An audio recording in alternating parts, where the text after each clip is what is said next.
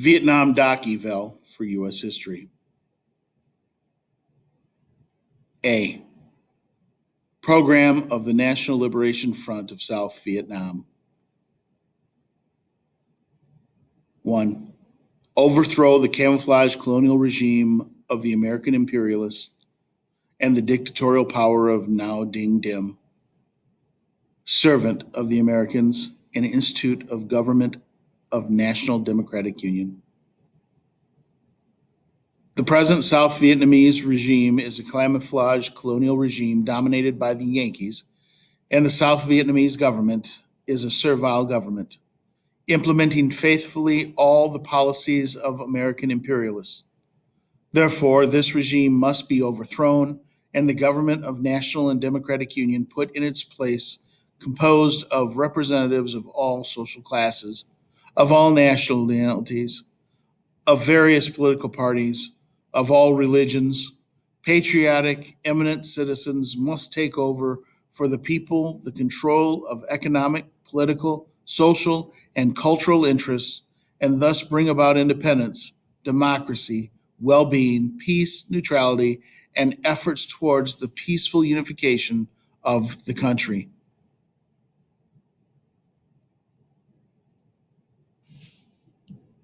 B. Excerpts from Rusk McNamara Report to Kennedy, November 11th, 1961. 1. United States national interests in South Vietnam. The deteriorating situation in South Vietnam requires attention to the nature and scope of the United States national interests in that country.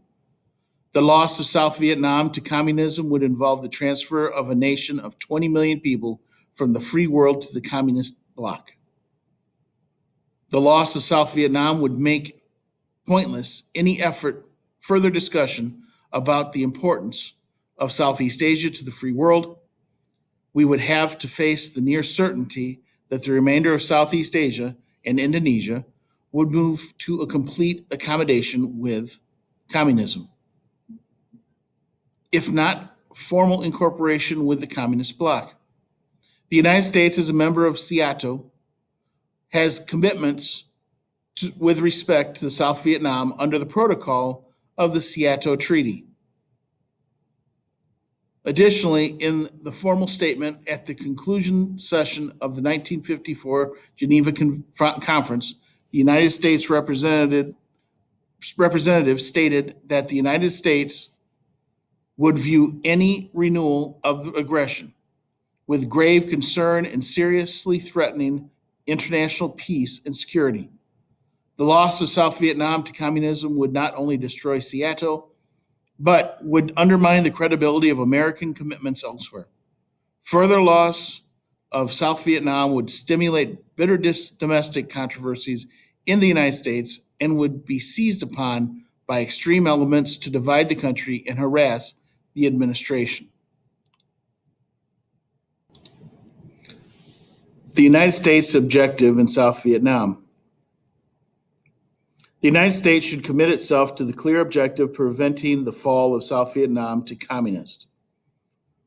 The basic means for accomplishing this objective must be to put the government of South Vietnam into a position to win its own war against the guerrillas. We must insist that the government itself take the measures necessary for that purpose. In exchange for large-scale United States assistance in military, economic, and political feuds. At the same time, we must recognize that it probably will not be possible for the GVN to win this war as long as the flow of men and supplies from North Vietnam continues unchecked and the guerrillas enjoy safe sanctuary in neighboring territory. We should be prepared to introduce United States combat forces if that should become necessary for success. Dependent upon the circumstances, it may also be necessary for the United States to force a strike at the source of aggression in North Vietnam. C. President Eisenhower. The loss of Indochina to communism will cause the fall of Southeast Asia like a set of dominoes. We are not going to run out and leave the communists to take over. I am not going to be the president who saw Southeast Asia go away of China. D, a member of the U.S. National Security Council.